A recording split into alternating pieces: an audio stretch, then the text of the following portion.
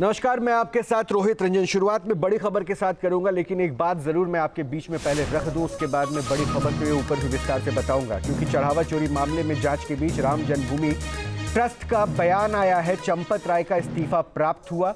राम जन्मभूमि trust Anil Mishra ने भी इस्तीफा अपना सौंप दिया है, ये कहना है राम जन्मभूमि ट्रस्ट का। कोषाध्यक्ष गोविंद देव गिरी जी महाराज ने जारी किया है लेटर। एसआईटी जांच के आधार पर एफआईआर दर्ज हुई है। राम जन्मभूमि ट्रस्ट मंदिर के दान में मिला सोना चांदी सुरक्षित है, ये भी राम जन्मभूमि ट्रस्ट की तरफ से कहा गया है। हम न्यायपूर्ण जांच के लिए प्रतिबद्ध हैं। अविनाश सिंह हमारे साथ जुड़ रहे हैं, पहले इस बात की पूरी जानकारी ले लें। अविनाश, जरा अब इस खबर को पूरे व्याख्यान के साथ सामने रखिए। राम मंदिर ट्रस्ट की तरफ से ये कहना कि सब कुछ सुरक्षित है और ये 2 इस्तीफे हो गए हैं, क्या बता रहा है?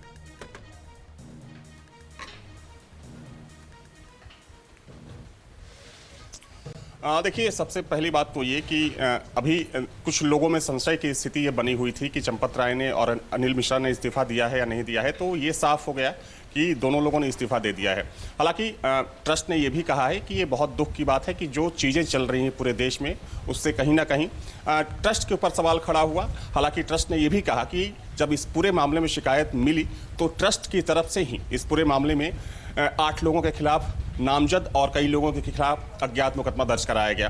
तो देखिए, निश्चित तौर पर रोहित, ये एक बहुत ही गंभीर विषय है। हालांकि पूरे मामले की एसआईटी जांच चल रही है, लेकिन अब एक बात तो बिल्कुल साफ हो गई कि अनिल मिश्रा और चंपत राय अब ट्रस्ट के हिस्सा नहीं रहे, क्योंकि सबसे ज्यादा जो सवाल खड़े हो रहे थे वो अनिल मिश्रा पर। हालांकि देखिए, चंपत राय की ईमानदारी पर सवाल खड़ा नहीं किया जा सकता, क्योंकि वाकई में जिम्मेदारी बनती थी चंपत राय की, क्योंकि उनके ऊपर लापरवाही का कुछ लोगों ने आरोप लगाया था, कुछ लोगों ने अनदेखी का आरोप लगाया था, और कुछ लोगों ने कहा कि उन्होंने अपने तरीके से वहां पर कर्मचारियों को रखा। तो ये आरोप था उनके ऊपर, और इसी को देखते हुए नैतिकता के आधार पर चंपत राय ने इस्तीफा दिया। लेकिन अब चूंकि देखने वाली बात ये होगी कि जब ट्रस्ट ने ऑफिशियली अपना बयान जारी कर दिया है, तो इसके बाद इस पर किस तरीके से रिएक्शंस देखने को मिलते हैं और संतों की क्या कुछ प्रक्रिया होती है, वो देखने वाली बात होगी। मुझे गोपाल राव के बारे में भी अपडेट दे दीजिए, उनके बारे में क्या जानकारी है, क्योंकि इनको भी चंपत राय ने अपॉइंट किया था।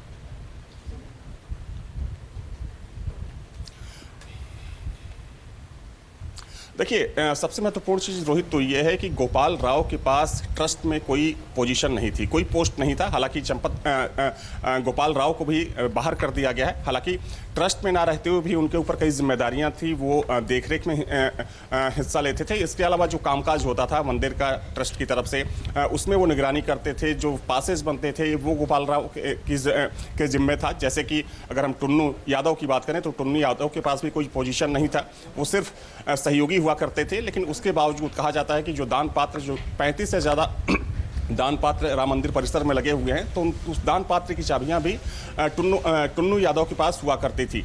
गिनती में वो शामिल होते थे, जबकि कोई पोजीशन नहीं था। तो ये लापरवाही तो जरूर है, क्योंकि ऑफिशियली देखिए, जब सरकार ने सुप्रीम कोर्ट अभी के लिए मैं आपका शुक्रिया कर रहा हूं, अभी के लिए मैं आपका शुक्रिया कर रहा हूं, लेकिन एक जो जानकारी है वो मैं जरूर अपने दर्शकों के बीच में रख दूं। गोपाल राव का मैंने जिक्र किया, गोपाल राव का जिक्र क्यों किया ये सुनिए। ये ट्रस्ट के विशेष आमंत्रित सदस्य थे, चंपत राय ने इनको अपॉइंट किया था। इनके पास क्या प्रभार था, तो भाई जमीन खरीद वरीद जो भी होती थी ना, वो भी इनकी निगरानी में होती थी।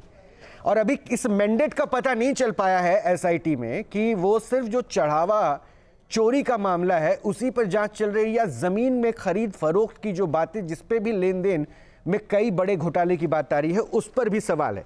मैंडेट से इसलिए मतलब हमारा है क्योंकि मैंडेट में यह पता चलता है जमीन को लेकर 11 जमीन ट्रस्ट के पैसों पे खरीदी गई, और कितने में 20 करोड़ की जमीन 100 करोड़ से ऊपर तक की खरीदारी हुई। किसकी देखरेख में? गोपाल राव। ये गोपाल राव कौन है? ये गोपाल राव वही हैं जब कल इस्तीफे की बात चंपत राय की निकली थी तो गोपाल राव ने कहा था ऐसी कोई जानकारी नहीं है। गोपाल राव कौन है? अब रही बात डॉक्टर अनिल मिश्रा, होम्योपैथी के डॉक्टर, अयोध्या के डॉक्टर। अनिल मिश्रा का किरदार क्या है? अनिल मिश्रा का पोजीशन क्या है?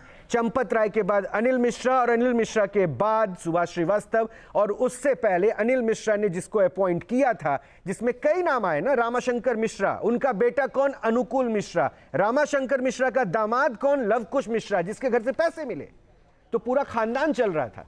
और ये सारे रिश्तेदार किसके थे? डॉक्टर अनिल मिश्रा के।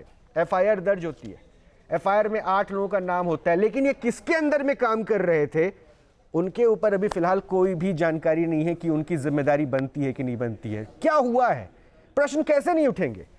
पुलिस जो काम कर रही है 40 दिन में, देखिए एक जानकारी है भी कि 40 दिन में 70 बार चोरी की चीजें सीसीटीवी में कैमरे में रिकॉर्ड हो जाती है, हिडन कैमरा लगा दिया जाता है चोरों को पकड़ने के लिए, लेकिन आप इंतजार करते रहते हैं। क्यों, तब क्यों नहीं एफआईआर दर्ज करवाया? क्या इंतजार कर रहे थे? तब क्यों नहीं एफआईआर दर्ज करवाया जब आपको लापरवाही की बात पता चल रही थी? तब क्यों नहीं एफआईआर दर्ज करवाया जब आपको इस बात का अंदेशा था कि चोरी हो रही है? आप इंतजार कर रहे थे, इंतजार कर रहे थे बड़ी गड़बड़ी होने का। तो जिम्मेदारी किसकी है? महिपाल सिंह ने शिकायत की, उसको पद से हटा दिया गया, चंपत राय को जाके शिकायत की, तब जिम्मेदारी किसकी बनी? क्या लापरवाही नहीं हुई? ऐसे कई नाम हैं, नामों के बारे में अभी आपके सामने रखूंगा। एक रिपोर्ट पहले देख लीजिए, बहुत बड़े खुलासे हो रहे हैं, जिन खुलासों के बाद अभी सवाल बहुत सारे उठ रहे हैं। एसआईटी की रिपोर्ट के 11 दिन बाद एफआईआर करवाना, क्या उसी दिन एफआईआर करके जो अब 80 लाख रुपए पकड़े गए हैं, शायद और भी पैसे पकड़े जा नहीं सकते थे? पहले रिपोर्ट देख लीजिए, वापस आते हैं, मेहमानों से मिलते हैं।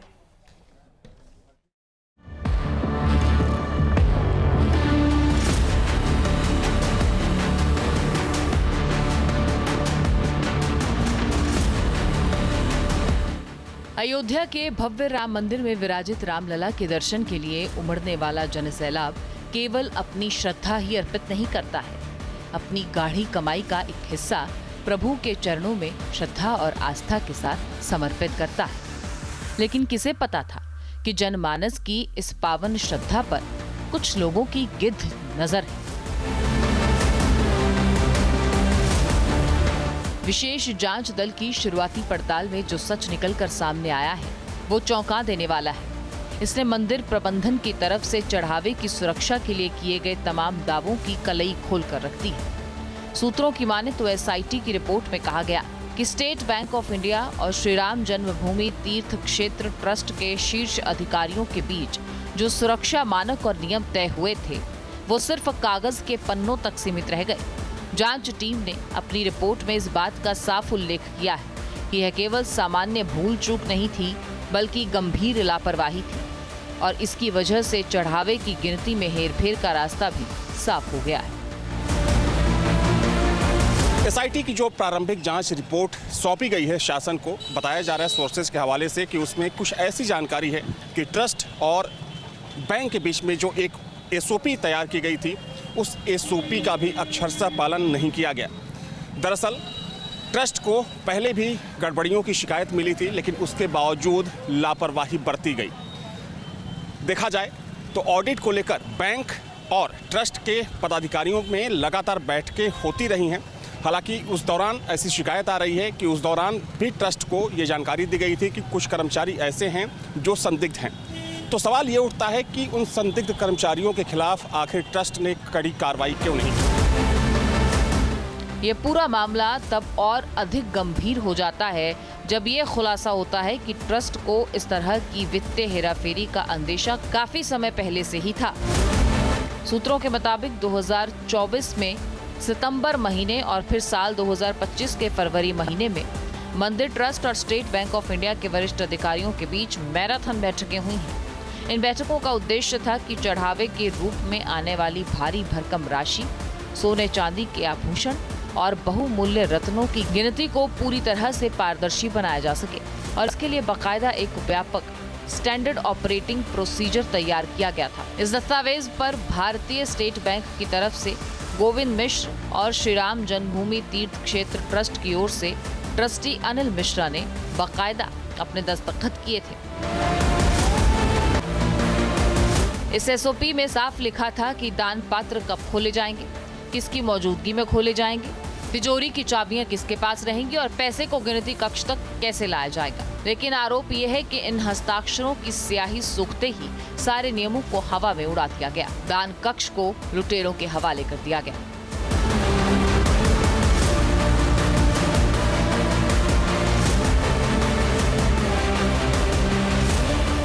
अब आइए ये समझने की कोशिश करते हैं कि आखिर ये पूरा तंत्र कैसे फेल हुआ, जानबूझकर कैसे खामियां पैदा की गई। तो एसओपी के तहत यह अनिवार्य किया गया था कि एसबीआई के अधिकृत अधिकारी और ट्रस्ट के मनोनीत सदस्य संयुक्त रूप से चाबियों के संरक्षक होंगे।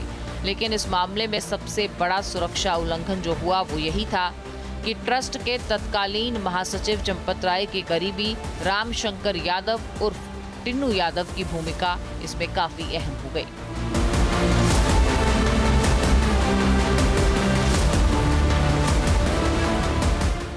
टिन्नू यादव कोई प्रशासनिक अधिकारी नहीं था, तो ना ही बैंक का कोई प्रमाणित कर्मचारी था। वो महज एक वाहन चालक था, लेकिन उसके हाथों में उन तमाम तिजोरियों और हुंडियों की चाबियां थी जिनमें देश विदेश से आने वाले करोड़ों रुपयों का चढ़ावा सुरक्षित रखा जाता था। एसआईटी ने अपनी इस रिपोर्ट में सवाल उठाया है कि बिना किसी लिखित, प्राधिकृत और आधिकारिक आदेश के एक ड्राइवर के पास चाबियों का गुच्छा कैसे पहुंच गया। सवाल तो ये भी है कि क्या पर्दे के पीछे कोई ऐसा बड़ा खिलाड़ी मौजूद था जिसने नियमों को कमजोर किया ताकि टिन्नू यादव और उसके गिरोह को दान पात्रों तक सीधी पहुंच मिल सके। जब रक्षक ही भक्षक की भूमिका के लिए जमीन तैयार करने लगे तो फिर नियमों का टूटना तो तय है। इस केस में 8 आरोपियों को न्यायिक हिरासत में भेजा जा चुका है। इनमें से एक आरोपी लवकुश मिश्रा के दादा ने मांग की है कि पूर्व महासचिव चंपत राय और पूर्व ट्रस्टी अनिल मिश्रा के खिलाफ भी कड़ी कार्रवाई की जानी चाहिए। क्या मानते हैं कि लवकुश अकेले दोषी थे? ना, अकेले कैसे दोषी थे जब वहाँ और कर्मचारी थे और बड़े बड़े लोग हैं या पूरी कमेटी है, तो अकेले ही चोर हो सकता है। किसकी गलती मानते हैं? इसमें गलती तो अब जो सामने आओ सबकी गलती है। अब बड़े लोगों को हमेशा बचे हैं, आज ही नहीं, क्योंकि कई बारों से ऐसा पेपर और मतलब उसमें निकला था, फिर समाचार में आता था कि राम मंदिर में चोरी हुई। अब ये नहीं पता चलता था कौन उसमें चोर हैं, कहाँ से चोर विदेश से आते हैं। सूत्रों की माने तो एसआईटी ने इसे कथित रूप से प्रायोजित लापरवाही की श्रेणी में रखा है। इसका सीधा मतलब है कि यह भूल नहीं है, एक सुनियोजित वित्तीय अपराध है।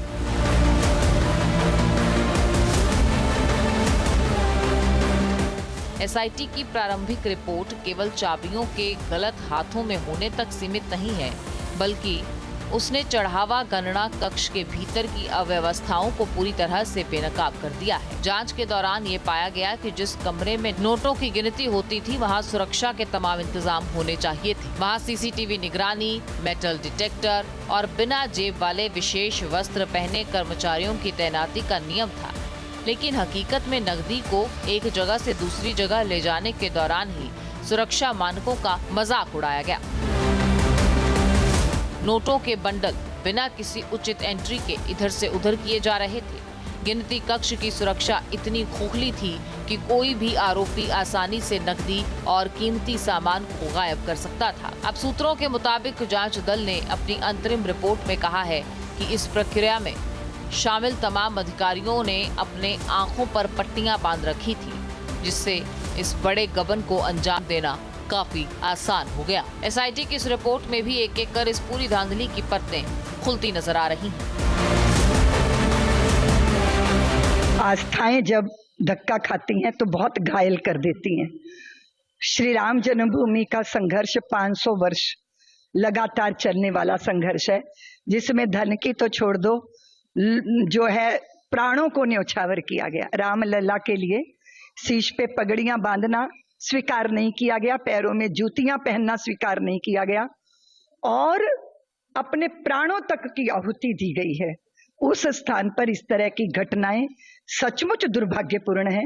लेकिन मैं पूरे समाज से ये निवेदन करना चाहती हूँ कि योगी जी ने जैसे कहा था कि दूध का दूध, पानी का पानी होगा, दंडनियों को दंड मिलेगा।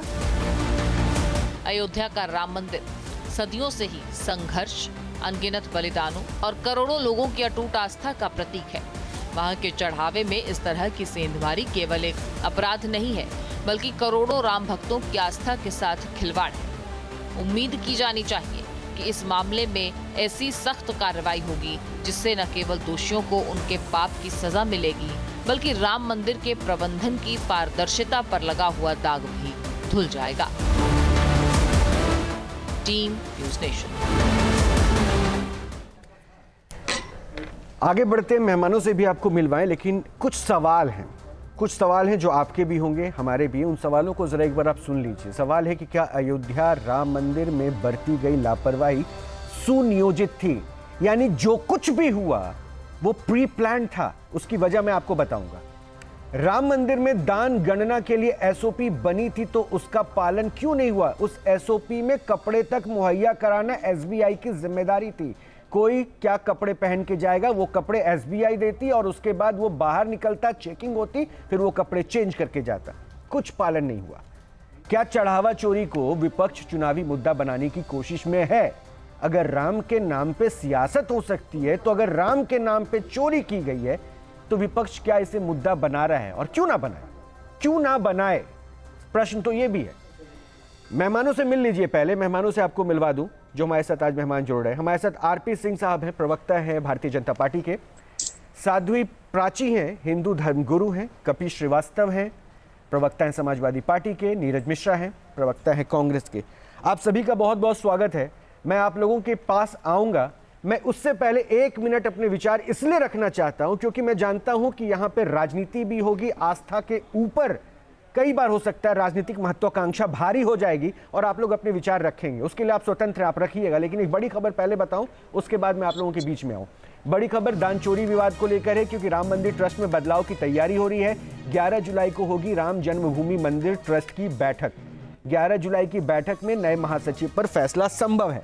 अब ये बड़ी जानकारी मिल रही है। पहले ये भी जानकारी थी कि ट्रस्ट को क्यों नहीं पूरी तरीके से खत्म कर दिया जाए और एक नए निर्माण की प्रक्रिया शुरू की जाए, लेकिन अब यह है कि बदलाव होगा। बदलाव क्यों? चंपत राय का इस्तीफा, अनिल मिश्रा का इस्तीफा, गोपाल राव जो अपॉइंटेड बाय चंपत राय थे उनका इस्तीफा, चंपत राय बंसल। अब इस किरदार को लेकर बहुत सारे सवाल उठे। चलिए मैं अपने मेहमानों के पास चलूं। उससे पहले मैं छोटी बात मैं कहना चाह रहा था ना, 1 से 1.5 मिनट की बात है। इसमें किसी पार्टी विशेष के ऊपर निशाना नहीं है। एक राम भक्त होने के नाते ये मेरे विचार हैं और एक राम भक्त होने के नाते हर उस राम भक्त की आवाज है जो ये सवाल पूछेगा। सोचिए नजरअंदाज कैसे किया जाता है। 500 वर्षों के संघर्ष की कहानी हमें सुनाई जाती है, लेकिन यहां पर एसआईटी जांच रिपोर्ट 11 दिन बाद भी एफआईआर दर्ज नहीं की जाती है। अचानक से एक शख्स उठते हैं कृष्ण मोहन और कल जाके वो एफआईआर दर्ज कर दिए जाते हैं। अब पुलिस की मंशा, पुलिस एक बार भी अपने रिमांड पर लेने की कोशिश नहीं करती है। 3 दिन की न्यायिक हिरासत में भेज दिया जाता है। क्यों पुलिस ने कोशिश नहीं की? धाराएं जो लगाई गई, यहां रसूका क्यों नहीं लगाया गया? क्या यहां भी सिर्फ औपचारिकता निभाने की कोशिश है?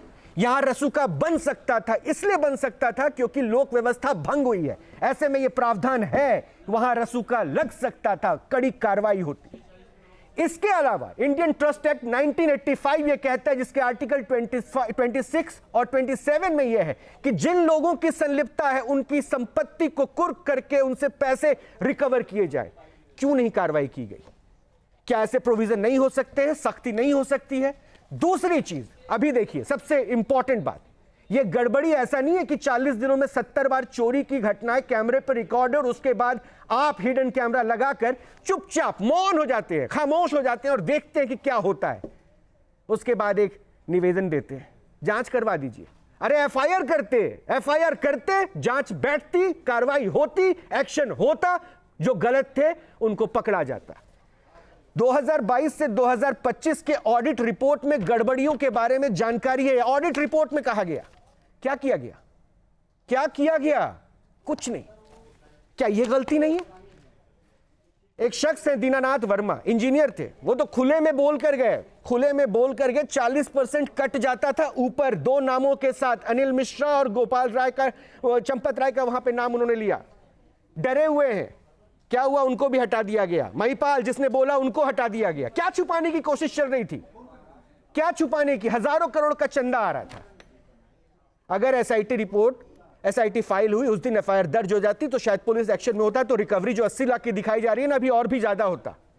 लेकिन क्या किया गया? बहरहाल अपनी अपनी बातें, अपना अपना पक्ष रखने का अधिकार सबको है। हर पार्टी अपना पक्ष रखेगी। और मुझे एक बात फिर से आज बोलना है, विपक्ष ने एक काम तो अच्छा किया, कम से कम लामबंद होकर आवाज उठाई और आवाज उठने के बाद आज हर राम भक्त ये कहता है कि जवाब दो, जिम्मेदार इंसान जो भी है सजा दो। लेकिन अगर विपक्ष की मंशा राजनीति करने की है तो वो उनका अपना एजेंडा हो सकता है। सामने चुनाव है, ये भी ना भूलें। सबसे पहले आरपी सिंह साहब, बहुत दिनों बाद सर ये सवाल मैं आपसे पूछ रहा हूं, डिबेट में बहुत दिनों बाद चर्चा हो रही है। सर कैसा लग सकता है? मुझे तो बहुत बुरा लग रहा है, बार बार पूछ रहा हूं। सर मैं तो उस दिन भी मौजूद था जिस वक्त मंदिर परिसर में प्रभु राम के दर्शन पहली बार मिले थे। वो एक अलग सा अनुभव था और आज वो मुझे तकलीफ हो रही है सोचिए क्या हो रहा है।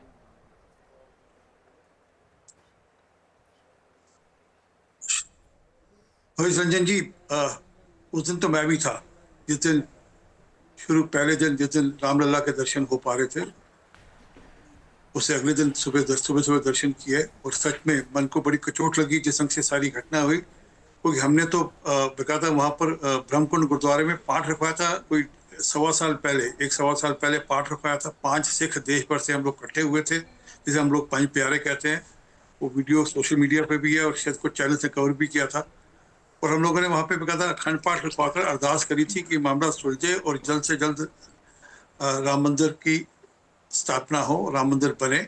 और उसके 1 साल भर में ही कोर्ट का फैसला है, उसके बाद हुआ। तो इसलिए हम तो बहुत जुड़े हुए हैं और सिख पंथ तो बिल्कुल राम मंदिर के साथ उन्होंने अपनी कुर्बानियां भी दी और लड़ाई भी लड़ी। सिंह साहब, यही तो कह रहा हूं सर, हर किसी आस्थावान की आस्था उसमें थी। अब सोचिए उस आस्था के साथ खिलवाड़ करने वाले परिवारवाद के साथ अपना पेड़ पौधा लगाकर बैठे थे। चाचा भतीजा, इनका रिलेटिव वो, उनका बेटा वो, उनका दामाद वो, और ये सब कुछ चल रहा था, कोई कुछ नहीं बोला सर।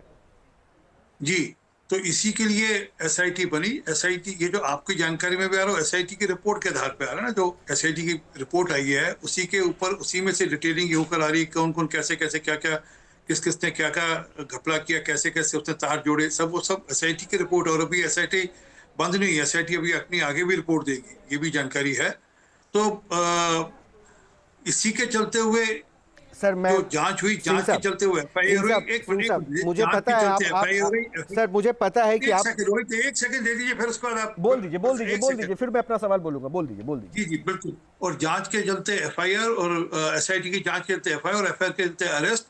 और मैं आपके चैनल पर बड़ी स्पष्टता से कहना चाहता हूँ, वो अधिकारी हो चाहे कर्मचारी हो, जो लोग भी उसमें दोषी होंगे कोई बख्शा नहीं जाएगा, हर किसी के खिलाफ एक्शन लिया जाएगा। और जो एसआईटी की रिपोर्ट अभी बाकी भी आएगी, उसमें भी जो लोग इंगित किए जाएंगे उनके खिलाफ कड़ी से कड़ी कार्रवाई हो। सर एक बात पूछूं सर, इन जनरल नोट पे पूछ रहा हूं मैं। चलिए इसको एक साधारण व्यक्ति के तौर पे समझना चाहता हूं। एक जिम्मेदार इंसान जो पद पे बैठा है, उसकी जिम्मेदारी क्या होती है कि उसके देखरेख में जो कार्य चल रहा हो वो प्रॉपर चले। कोई गलतियां या खामी होगी तो उसकी जिम्मेदारी उसकी भी होगी ना। क्रिकेट टीम अगर परफॉर्म नहीं करता है तो भाई कैप्टन को सबसे पहले ही कहा जाता है ना कि आपकी कैप्टनसी बहुत खराब थी, जिम्मेदारी आपकी बनती है ना। अब मेरे पॉइंट को सुनिएगा सर, ध्यान से सुनिएगा। ये जो एफआईआर के नाम पे फॉर्मेलिटी मैं इसलिए कह रहा हूं, 8 लोगों को, छुटभइयों को आपने यहां पे नाम सुना होगा, उनका पढ़ा होगा। मैं छुटभइया भी इसलिए कह रहा हूं, उसके पीछे भी मेरा तर्क है। Sir Anil Mishra, doctor Anil Mishra, homeopathy के डॉक्टर, वो भाई साहब सिग्नेचर करते हैं बैंक के साथ एसओपी में। एसओपी का पालन नहीं किया जाता है तो यह जिम्मेदारी किसकी बनती है? किसकी बनती है? एसओपी का पालन नहीं किया गया और अनिल मिश्रा के रिलेटिव्स वहां पर काम करते हैं, जिनका काम था कैश संभालना, और एक ड्राइवर हुंडी की चाबी रख के घूम रहा है। किसकी जिम्मेदारी बनती है सर? अगर वो जिम्मेदार नहीं है तब तो कोई बात नहीं, और अगर जिम्मेदार है तो इस एफआईआर में उनका नाम क्यों नहीं है? जी रोहित जी, मैं आपके साथ बिल्कुल साथ हूं इसमें कि सबके नाम होने चाहिए, जो लोग हैं। अब जो जांच चले गई है, जांच की रिपोर्ट चले गई है, पुलिस उसमें तहकीकात कर रही है। जो तहकीकात में अगर जो भी मैंने अभी शब्द का अधिकारी हो, बेशक कर्मचारी हो, सब पे कार्रवाई। इसमें कोई छूट, बेशक को चंपत लाल जी हो, या कोई और चंपत राय जी हो, या कोई और अनिल शर्मा, या कोई हो, मतलब जो भी इन्वॉल्व होगा, कोई इसमें बचने वाला नहीं है। ये स्पष्ट समझ लीजिए, पहली बात। एक बात। दूसरी बात, ये सब मामला भरोसे का है, क्योंकि वही एक दूसरे पे भरोसा करके चल रहे थे। उस भरोसे में कहीं ना कहीं किसी ने गड़बड़ करी। आपने अपने अपने अपने साथी को, किसी को कहा भी तुम भरोसे के आदमी, जरा इसकी चिंता ठीक करना, उसके नाते से उसको जिम्मेवारी दे दी। और उसमें ये नहीं फर्क पड़ता कि वो ड्राइवर है या वो अर्दली है, कुछ है। सर मैं थोड़ा सा सर प्लीज माफी चाहूंगा। दूसरे मेहमान कपिश साहब, नीरज साहब, साध्वी जी, आप लोगों से भी माफी चाहूंगा। मैं समय सबको दूंगा, लेकिन सर ये बहुत संवेदनशील मुद्दा, मैं नहीं चाहता कि बीच में इंटरप्ट करके आपकी बातों को अधूरा रख दूं, क्योंकि मुझे किसी पार्टी विशेष का फेवर या फिर उसके सपोर्ट में सुनने वाली बात नहीं करनी है। मुझे बस प्रभु राम से जुड़ी बातें, इसलिए मैं आस्था के साथ जुड़े बातों पर बहुत संवेदनशीलता से आप लोगों के विचार जानूंगा। हो सकता है कि समय अभी मेरे पास, पहले मैं आरपी सिंह साहब से कुछ चीजें क्लेरिफाई कर लूं, क्योंकि सवाल इनको लेकर बहुत उठ रहा है। सर ये जो बातें आप कह रहे हैं ना सर, ट्रस्ट में विश्वास मुझको पे लेकर जिम्मेदारी, नहीं, सर इसको विश्वास लेकर। पे जिम्मेदारी नहीं दी गई थी सिंह साहब, मैं इसको स्पष्ट कर देता हूं। अगर विश्वास पे जिम्मेदारी दी गई होती ना सर, तो कैमरों की जरूरत नहीं थी। तो विश्वास है ना भाई, विश्वास पे काम कर रहा है, कैमरे की क्या जरूरत है? नहीं, मुझे विश्वास है ना, मेरे घर पे मैंने बेडरूम में कैमरे नहीं लगवाए ना सर, क्योंकि मुझे विश्वास है। तो विश्वास ये होता है सर, आप कैमरे लगवा रहे हो, हिडन कैमरे लगवा रहे हो और कहते हो विश्वास पे दे दिया, किसी को बैठा दिया, ये तो पर्दा डालने वाली बात हो गई। आज कैमरा तो आज की अनिवार्यता है सर उसके बाद हिडन कैमरे लगवाए गए जब पता चला गड़बड़ियां हो रही है। 40 दिन में 70 बार गड़बड़ियां हो गई, उसके बाद भी कुछ नहीं किया। तभी तो जानकारी हुई, तभी तो कहा गया, तभी तो उसकी आगे बढ़ाएगी ना। सिंह साहब जानकारी हो गई तो उसी समय एफआईआर दर्ज कर देते ट्रस्ट की तरफ से। ये तो अधिकार था ना सर आपके क्षेत्र में, गड़बड़ी हो रही है तुरंत एफआईआर दर्ज होता, किसी को बोलने का मौका नहीं मिलता। इसी के लिए तो इस्तीफे, और इसी के लिए वो भी जांच के दायरे में है कि वो उन्होंने एफआईआर क्यों नहीं कराए तुरंत के तुरंत एसआईटी को। और अचानक से सर कल कैसे कृष्ण मोहन साहब की नींद खुल गई कि भाई अभी तो पब्लिक डोमेन पर वो एसआईटी रिपोर्ट आई भी नहीं है, उन्होंने एफआईआर दर्ज करवा दी। नहीं, एसआईटी रिपोर्ट पब्लिक डोमेन में नहीं थी, परंतु ट्रस्ट के पास एसआईटी रिपोर्ट रही होगी, उसके बेसिस पर, मुझे जानकारी नहीं है, उसके बेसिस के ऊपर उन्होंने अपनी शिकायत दर्ज कराई। नींद नहीं खुली, और एसआईटी रिपोर्ट पूरी होने के बाद, क्योंकि उसमें जो अधिकार क्षेत्र बनता है वो उन्हीं ट्रस्ट का बनता है, ट्रस्ट के लोगों का बनता है, जो मंदिर को ट्रस्ट जो मैनेज करती है। सर क्या मैं आपसे एक बात पूछूं सिंह साहब, एक बात पूछूं, उसके बाद मैं दूसरे मेहमानों को भी मौका दूंगा। क्या इस पूरे घटनाक्रम में मैं आपसे एक लाइन पूछूं, क्या लोक व्यवस्था भंग हुई है, आपको ऐसा लगा? मैं बिल्कुल मानता हूं। मानते हैं? तभी तो सर बस मानते हैं तो मैं उसके बाद दूसरी लाइन आप बोलूंगा। अगर ये लोक व्यवस्था भंग होने की पूरी व्यवस्था में आप गलतियां मानते हैं, खामी मानते हैं, सर इस एफआईआर में रसूखा क्यों नहीं लगाया गया आरोपियों के ऊपर? रसूखा क्यों नहीं लगाया गया पुलिस की तरफ से? इस धारा को क्यों छोड़ दिया गया? कड़ी सजा मिलनी चाहिए ना। रोहित जी, ये कोई अंतिम एफआईआर नहीं है, ये अंतिम कागज सर नहीं है। पुलिस ने तो अपनी कस्टडी तक नहीं मांगी सर, जुडिशियल कस्टडी छोड़ दी। पुलिस अभी जुडिशियल कस्टडी में तो जेल में ही है कि बाहर नहीं है। जेल में आप इंटरव्यू करते ना, इंटरोगेट करते अपनी कस्टडी में लेके। एक मिनट रोहित भाई, पुलिस के पास कुछ और जानकारियां होंगी जिसकी वह जांच कर रही होगी, और जांच करने के बाद उन लोगों को आमने सामने करेगी। ठीक है, मैंने आपका पक्ष सुन लिया सर, और मेरे 3 मेहमानों से मैं पहले माफी मांगूंगा, मुझे एक छोटा सा ब्रेक लेना है। आप लोगों ने सुन लिया, और इसी तरह मैं आप लोगों को भी समय दूंगा, अपनी अपनी बात जरूर रखिएगा। एफआईआर दर्ज हो गई, इस्तीफों का दौर चला, और ये माना जा रहा है कि अब सब कुछ व्यवस्थित हो गया। क्या वाकई इतना आसान है? इतनी ज्यादा हम व्यवस्थाओं को माने कि हाँ सब कुछ इतना बड़ा कुछ हो गया और वो छुटभइये लोगों की गिरफ्तारी के बाद सब कुछ ठीक हो गया? क्योंकि एक इल्ज़ाम ये भी लग रहा है कि छुटभइयों की गिरफ्तारी तो इसलिए की गई क्योंकि बड़ी मछलियों को बचाना है। मेहमानों के पास वापस चलिए, सीधा उनका रुख करेंगे कपिश श्रीवास्तव के साथ। कपिश भाई, अपनी प्रतिक्रिया पहले दे दीजिए, क्योंकि देखिए आप लोगों ने जांच कहा था, आप लोगों ने कहा था कार्रवाई हो। देखिए ट्रस्ट के बड़े चेहरे जिनके ऊपर आप हमेशा इल्ज़ाम लगा रहे थे, उन्होंने भी इस्तीफा दे दिया, और वो सिंह साहब को भी आपने सुना होगा। ये तो प्रारंभिक जो रिपोर्ट आई उसके हिसाब से एक्शन है, चल तो रहा है सब सही। तो रोहित भाई, इस बात की हमें बड़ी खुशी है कि कम से कम आपको विधि का भी भरपूर ज्ञान है। क्योंकि मैं तो एक एडवोकेट हूं, इसी को प्रैक्टिस करता हूं, तो मैं एक बात ये कहना चाहता हूं कि देखिए, फरियादी भी तुम हो और आरोपी भी तुम हो, जांचकर्ता भी तुम हो और न्यायकर्ता भी तुम हो। किससे करें गिला और शिकवा जब मेरा कातिल ही मुंसफ है? और हमारे और एक कहावत चलती है कि जैसी जड़ होगी वैसी पुनगी निकलेगी। सबसे बड़ी बात यह है कि जब माननीय सर्वोच्च न्यायालय के आदेश पर एक ट्रस्ट की गठन की शक्ति केंद्रीय सरकार में निहित की गई, तो ये केंद्र सरकार को बताना चाहिए कि उन्होंने जो ट्रस्ट का गठन किया वो किस आधार पर किया। जब राम मंदिर एक प्लेंट पर आया, उसके 5 प्लेंटिफ थे जिसमें 3 जीवित हैं, तो उन प्लेंटिफों को इसमें क्यों जगह नहीं दी गई? फिर सनातन धर्म में जो हमारे जीवित शंकराचार्य भगवान माने जाते हैं, उन चारों शंकराचार्य को इसमें क्यों जगह नहीं दी गई? इसमें उन वकीलों को क्यों जगह नहीं दी गई जो बकायदा सुप्रीम कोर्ट में 47 से लेकर के और राम मंदिर की स्थापना तक वो केस लड़ते रहे, वर्डिक्ट आने तक? उनको जगह नहीं दी गई। तो जगह क्यों बीएचपी और आरएसएस के लोगों को दी गई? सबसे बड़ी बात ये, क्योंकि ये तो देश का ट्रस्ट था ना। ये राम मंदिर जो है ये पूरे सनातन का मंदिर है ना। चाहे वो विश्व में कहीं भी किसी कोने में रह रहा हो।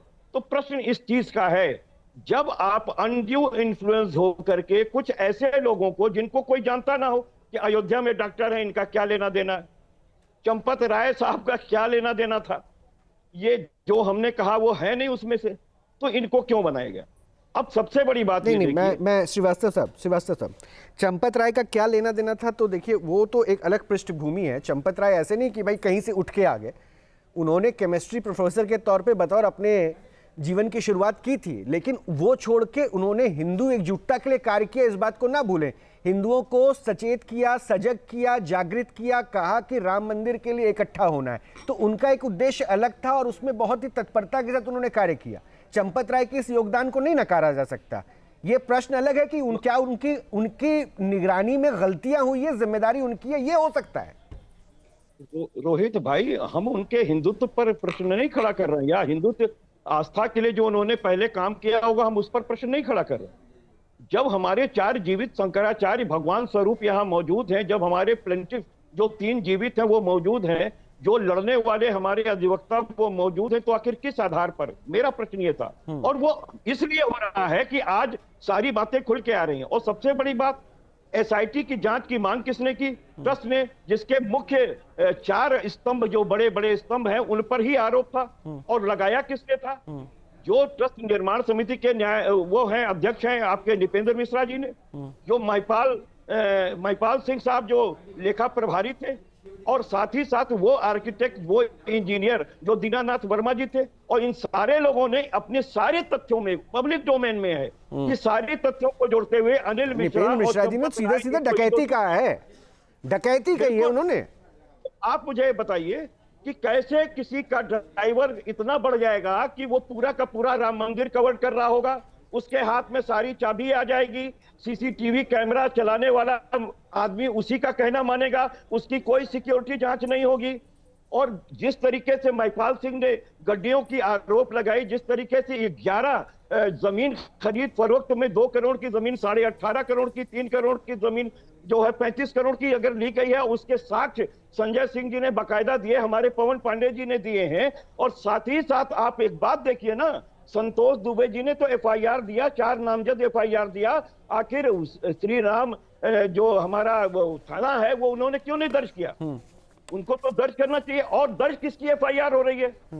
चोर, जिस पर चोरी का आरोप है, उसमें से एक व्यक्ति आके कह रहा है शाह बनके कि साहब ये मेरी प्रथम सूचना रिपोर्ट है, इसको दर्ज कर लो। ठीक और है सर। 8 वो लोगों का नाम दिया गया जो उसके छोटे से एजेंडे में मात्र हैं। मतलब आपने भी ये कह दिया कि खाना पूर्ति हो रही है, छोटे को बलि चढ़ा करके बड़ों को बचाया जाएगा। अगर बड़ों को नहीं बचाया जाएगा तो केंद्र सरकार के हालांकि अभी भी सरकार का पक्ष ये है कि किसी को बख्शा नहीं गया है, जांच रिपोर्ट के आधार पर कार्रवाई हो रही है और अभी तो जांच आगे बढ़ रही है, एफआईआर दर्ज होगा, हो सकता जो इसमें इन्वॉल्व होंगे। बहर वो देखते हैं कपिल भाई, देखते हैं 10 सेकंड। हाँ, बोल दीजिए।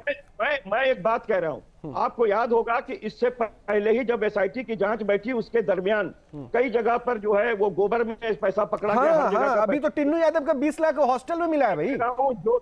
हाँ, मैं ये कह रहा हूँ जो अभी इन्होंने मुकदमा कायम किया है, एफआईआर कायम किया, उसमें 317(2) नहीं है जिसमें रिकवरी दिखाई जाती है। आखिर क्यों नहीं है? और फिर इन्होंने तुरंत जो है रिमांड क्यों नहीं माना? अरे मुझे तो लग रहा है कि चूंकि आप वकील है, ज्यादा अच्छा जानते होंगे, इंडियन ट्रस्ट एक्ट 1985 के तहत 26 और 27 आर्टिकल के तहत रिकवरी पे डाल देना चाहिए। अब कुर्क कीजिए संपत्ति उनकी, बेच के रिकवर कीजिए, और इन पे एनएसए भी लगनी चाहिए। खैर, मैं एक बार साध्वी जी को, साध्वी जी देखिए, मैं एक बात जानता हूं, मैंने उन आंखों में आंसू देखे जिस वक्त रामलला का पट खुला था, मैंने उनको उस खुशी को महसूस करते हुए देखा जिस संघर्ष के बाद वो दिन उनको देखने को मिला। कितने लोगों ने अपने प्राण त्याग दिए।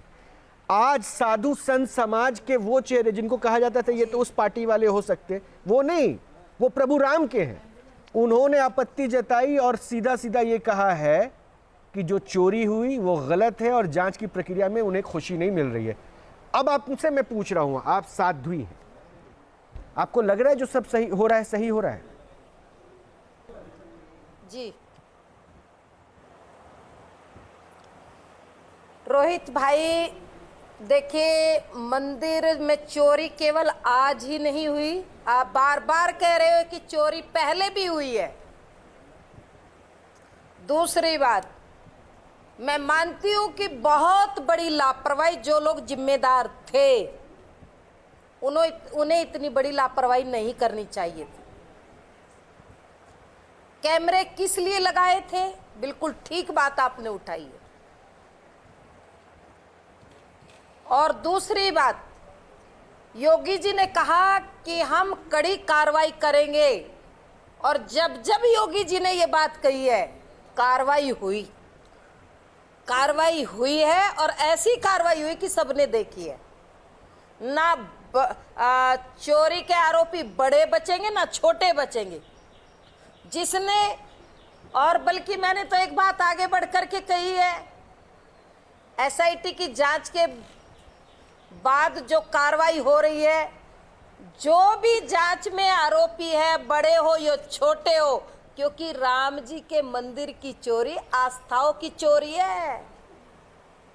मुझे याद है, मैंने गांव-गांव, गली-गली, मोहल्ले-मोहल्ले जाकर के ₹1.25 एक ईंट, एक शिला लेकर के यात्राएं निकाली राम जी के मंदिर के लिए।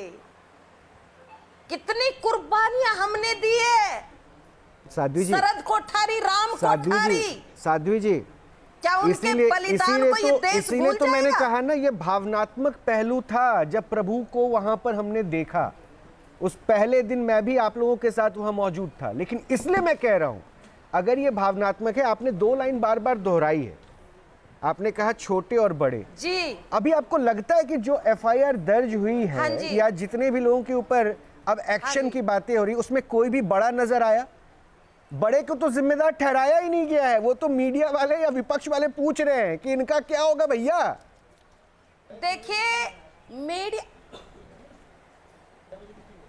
देखिए, आज इस्तीफे की पुष्टि हुई है ना रोहित भैया, पुष्टि हो गई है ना? तो क्या कल से चर्चाएं थी केवल। नहीं, इसका क्या मतलब है? इसका क्या मतलब है साध्वी जी? इससे आप क्या मुझे समझाना चाहिए? इस्तीफा का मतलब हो गया कि वो मान रहे हैं कि वो भी कल्प्रेट है। हाँ, यही तो समझने की बात है। अच्छा,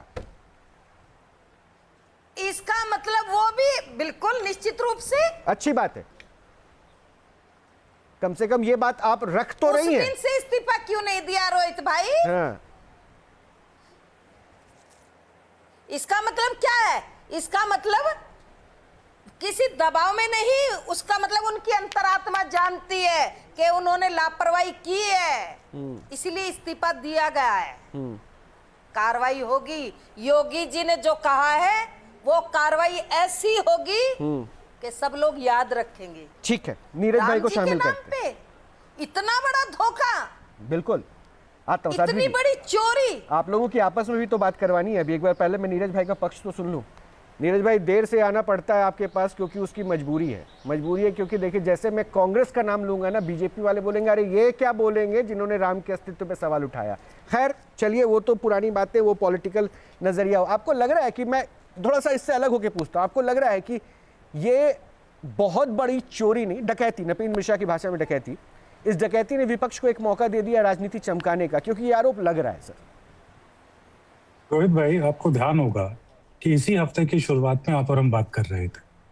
तब मैंने आपको कहा था कि एसआईटी के पास क्या वो मैंडेट है जो इसमें संलिप्त जो बड़े बड़े लोग हैं, और मेरा इशारा च से चोर च से चंपत पर नहीं, क्योंकि आजकल किताबों में बदला जा रहा है, वर्णमाला में बदला जाएगा कि च से चोर नहीं, च से चंपत होता है। ये इन लोगों के ऊपर कार्रवाई करने का मैंडेट है क्या? क्योंकि ये तार तो सीधा उस चिट्ठी से जाकर जुड़ेंगे जिस चिट्ठी के द्वारा च से चंपत को इस ट्रस्ट के अंदर मेंबर बनाया गया था। तो क्या उस व्यक्ति को, जिसकी चिट्ठी से इस व्यक्ति को उस ट्रस्ट में लाया गया, क्या एसआईटी जाकर उससे पूछताछ करेगी? और मुझे रोहित भाई, कई बार ऐसी चीजें होती है ना जिसमें राजनीति नहीं होती। आज आपका और मेरा आक्रोश सिर्फ इसलिए है कि अगर ये कहीं और हुआ होता तो अब तक तो वो पीला पंजा, वो बुलडोजर निकल गया होता ना। वो कहाँ है अभी बुलडोजर? ये जितने लोग जिनको आप कह रहे हैं, आरपी सिंह साहब, आपने 20 मिनट झूठ बोला, बकवास की, बेकार की बातें की और देश के सामने फिर आप भाषा का मर्यादा जी इनको चुप कराइए। सिंह साहब इन्होंने राम मंदिर के ऊपर बुलडोजर नहीं, इन्होंने एक्शन उनके खिलाफ बोला है जिनके ऊपर आरोप लग रहे हैं, जिन्होंने चोरी की। ये बुलडोजर एक्शन उनके ऊपर बोल रहे हैं। ये नैरेटिव गलत लेके जा रहे हैं आप। ना ना ना ना ना ना ना ना सिंह साहब उन्होंने नीरज जी ने उनको कहा जिन्होंने चोरी की उनके ऊपर पीला पंजा कब चलेगा? क्या बकवास करी, क्या बकवास करी? रोहित भाई नहीं ठीक है। सिंह साहब प्लीज नीरज भाई प्लीज थोड़ा शब्दों को थोड़ा ध्यान रखिएगा, थोड़ा ध्यान रखिएगा। वरिष्ठ है हमारे। राजीव गांधी फाउंडेशन रोहित भाई मैं और आरपी सिंह साहब पिछले 5 साल से बहस कर रहे हैं, ये जानते हैं कि हम ऐसी बात नहीं करते, लेकिन आज आप समझिए ना, राष्ट्रद्रोह तो बहुत छोटा है, ये तो आज धर्मद्रोह है। आप धर्मद्रोहियों को बचाने के लिए आप धर्मद्रोहियों के प्रवक्ता बने हैं क्या? इस देश के गरीब किसान, गरीब मजदूर, रिटायर्ड लोगों ने अपनी जमीन बेचकर पैसा दिया, उस ट्रस्ट के अंदर पैसा दिया और उससे वो मंदिर बना। उस ट्रस्ट के पैसों को आज ये धर्मद्रोही, चौसे चोर, ये सारे यहाँ पर इकट्ठे होकर उस धर्म के नाम पर पूरे देश में डकैती कर रहे हैं और उसके ये प्रवक्ता बने हुए हैं। इनको तो शर्म आनी चाहिए। मैं रोहित भाई पिछली बार भी आपको समझा रहा था कि सिर्फ आज नहीं, 1990 में 1400 करोड़ की चोरी निर्मोही अखाड़े ने साक्ष्य के साथ कहा कि किस तरीके से वीएचपी के लोग, इन लोगों ने धर्म के नाम पर 1400 करोड़ की चोरी की। इन्होंने लाखों रामशिलाएं, जिसका साध्वी प्राची अभी जिक्र कर रही है, उन रामशिलाओं की चोरी की और आज 2020 के बाद बने हुए मंदिर में हजारों करोड़ की चोरी हो रही है। और रोहित भाई एक बड़ा सवाल आपको पूछना चाहिए, मुझे ये बताइए कि कार सेवकपुरम में वीएचपी के तहखाने में ये जो सारा चंदा, सारे हीरे जवाहरात जो राम मंदिर तीर्थ को दिए गए, वो वीएचपी के तहखाने में क्या कर रहा है? वीएचपी कौन होती है कि आपका मेरा मेहनत के पैसे से मेरी श्रद्धा का ध्यान दिया हुआ वो वीएचपी के तहखाने में क्यों है? और वीएचपी क्यों डिसाइड करेगी कि उसके साथ क्या होगा? आपको मालूम है ना वो 30 करोड़ की सोने की मूर्ति की कहानी, जब वो पहली बार देने गए पता चला कि 1.5-2 करोड़ की सोने की मूर्ति है, तो उन्होंने कहा कि हम नहीं लेंगे। और राजीव राय जी, एक सवाल फिर मेरा आपसे भी है। नीरज भाई मेरा एक सवाल भी है, आपने जो प्रश्न भी उठाया, पहले इनको भाषा इनकी पहले भाषा ठीक रही है ना, पहले ये क्या बकवास वकास का शब्द इस्तेमाल करते हैं डिबेट में? उसके लिए इंटरवेन हो गया है सिंह साहब, ठीक है, चलिए एक बार सुन लीजिए। अब वैसे भी आप लोग अक्सर डिबेट में तो साथ बैठते रहते हैं। एक बार परंतु ये कभी मैंने कभी आज तक बिल्कुल मैं आपकी भाषा को मानता हूँ, ठीक है, चलिए ठीक है, मैं थोड़ा सा आगे बढ़ूं। सिंह साहब थोड़ा सा आगे बढ़ता हूं। नीरज जी से सवाल। नीरज जी जो बात आपने मुझे कही ना, इस देश में कानूनी प्रक्रिया है, अगर इस बात पे आपत्ति है, क्योंकि वो किसी एक संस्था या किसी एक व्यक्ति विशेष का तो पैसा है नहीं, क्योंकि वो तो राम भक्तों ने आस्था के साथ दिया। सर आपके पास भी तो दरवाजे खुले हुए थे, रास्ते थे, आप भी पहुंच जाते माननीय न्यायालय के पास, बोलते एक शिकायत करते कि भाई वो क्यों रख सकते हैं, ऐसा थोड़ी ना था आपके हाथ किसी ने रोका था। लेकिन ये बातें आप तब उठाते हैं जब आपको लगता है कि ये अब उठाएंगे तो इससे सुविधा मिल सकती है, हो सकता है पॉलिटिकल माइलेज मिल जाए, क्योंकि अभी राम मुद्दा गर्म है, हम बोलेंगे तो यूपी में चुनाव है, चुनाव के समय हमें राम भक्त के तौर पे देखा जाएगा। कैसा है क्या? रोहित जी मुझे ऐसा लगता है कि आपको हमको सबको एक क्लैरिटी होनी चाहिए कि 2022 से जब महिपाल सिंह जी की कंप्लेंट पब्लिक डोमेन में आई, हर व्यक्ति ने जो राम मंदिर में आस्था रखता है उसका जिक्र किया, लेकिन उस समय इस केंद्र की सरकार का बहुत दबाव था। और आपको तो मैं सल्यूट कर रहा हूं, क्योंकि मैंने देखा ब्रेक में एक स्पेशल फीचर चल रहा था उत्तर प्रदेश का, हो सकता है इस हफ्ते के बाद बंद हो जाए, क्योंकि आप जितनी मजबूती से सवाल पूछ रहे हैं इतनी मजबूती से सवाल पूछने की हिम्मत लोगों ने नहीं की। तो 2022 से लेकर 26 तक तो आप लोगों ने इस बात को दबा दिया, लेकिन आज जब हर व्यक्ति, क्योंकि रोहित भाई थोड़ी बहुत वकालत मुझे भी आती है, मैंने भी वकालत पढ़ी है, मेरा भी लोकल स्टैंड आई है क्योंकि मैंने भी चंदा दिया है, आपका भी लोकल स्टैंड आई है क्योंकि आपने भी चंदा दिया है, और उस कोर्ट में बैठे हुए कोर्ट के पास सुओ मोटो कॉग्निजेंस का भी प्रावधान है। अगर कोर्ट भी सो रहा है तो मैं आपको व्यक्तिगत तौर पे बता रहा हूं, क्योंकि मेरा लोकल स्टैंड आई है, मैं जाऊंगा सुप्रीम कोर्ट में इस बात को लेकर। बहुत अच्छी बात मैं वहां पर कहूंगा बहुत अच्छी बात मेरे दिए हुए चंदे को जो देश की आस्था के साथ जुड़े। सिंह साहब अब आगे क्या होगा? क्या होगा आगे? ठीक है आरपी सिंह साहब, 30 सेकंड में मुझे बताइए आगे क्या होगा? पीएमओ ने जब ट्रस्ट से मांगा, जानकारी मांगी, उस समय तो ट्रस्ट ने भी मना कर दिया। ट्रस्ट को बनाने वाले उधर आप लोग, अब आगे क्या होगा? जाकिर नायक से राजीव गांधी फाउंडेशन में पैसे लिए गए। जाकिर नायक से, जो कि देशद्रोही है, सारे सेंटर्स को तोड़ दो, सारे सेंटर्स को तोड़ दो, पर जैसे चंपत को, उसके सेंटर्स को कब तोड़ोगे ये बताओ। आरपी सिंह साहब ये बताइए, चंपत के सेंटर्स को कब तोड़ेंगे, जो 1989 से लेकर 2016 तक लाखों करोड़ रुपए का घोटाला कर चुका है। 2 करोड़ की जमीन, शुक्रिया आप सभी बंधुओं का, शुक्रिया आप सभी बंधुओं का, बहुत बहुत शुक्रिया। आरपी सिंह साहब, साध्वी प्राची, कपीश जी आपका ही बहुत बहुत शुक्रिया, नीरज जी आपका ही बहुत बहुत शुक्रिया। लेकिन इस शुक्रिया के पीछे भी एक दर्द है, एक टीस है, एक नाराजगी है।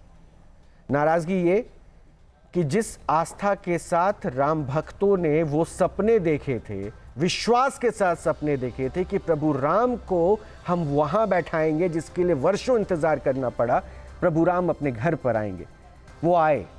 लेकिन ये देखिए, वहीं पर दरअसल कुछ ऐसे भी लोग थे जो प्रभु राम के लिए चढ़ावे को भी चोरी कर रहे हैं, डकार रहे हैं। और करने वाला कौन? जो बनाया हुआ एक सिस्टम था, उससे जुड़े लोग। अभी भी कई सवाल हैं, कोशिश ये की जा रही है कि उन सवालों को आपके सामने इस तरह पेश किया जाए कि जिसका जवाब आपने हासिल कर लिया, लेकिन अभी भी जवाब मिला नहीं, और जवाब मिलेगा नहीं तब तक सवाल पूछते रहेंगे, क्योंकि सवाल है तो बवाल है। आपके मोबाइल पर तुरंत आएगी ब्रेकिंग न्यूज, स्क्रीन पर सबसे पहले दिखेगी बड़ी खबर, देश दुनिया की हर खबर एक जगह। अब आपके मोबाइल पर तुरंत फटाफट इंस्टॉल कीजिए न्यूज़ नेशन ऐप और रखिए खुद को अपडेट।